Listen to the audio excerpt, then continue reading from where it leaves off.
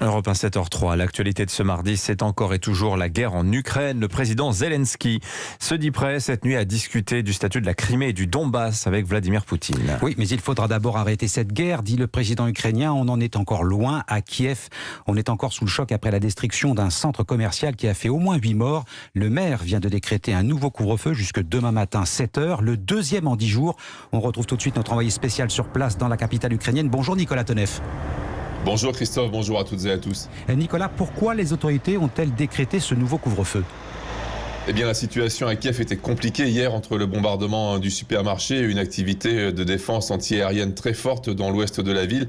La décision de couvre-feu en journée est prise en général lorsque les autorités ici ressentent le besoin d'une plus grande liberté d'action dans les rues et la nécessité de mettre la population à l'abri en l'obligeant à rester chez elle. Alors pour la liberté d'action dans les rues, l'objectif serait de pouvoir débusquer et traquer d'éventuels infiltrés, saboteurs russes ou pro-russes qui renseigneraient les troupes du Kremlin. La semaine dernière, lors de la journée de couvre-feu, des tirs d'armes automatiques ont été entendus dans de nombreux quartiers de la ville sans retour d'information de la part des autorités. On ne sait donc pas ce qui s'est passé lors de ces échanges de coups de feu. Et puis pour la sécurité des habitants, il y a aussi une forme de rappel. La population fatigue, il fait beau, moins sortir, se protéger devient moins évident. Et avec les bombardements qui peuvent arriver à tout moment, il faut aussi rappeler la nécessité de rester au maximum chez soi. Nicolas Tonev, envoyé spécial d'Europe 1 à Kiev.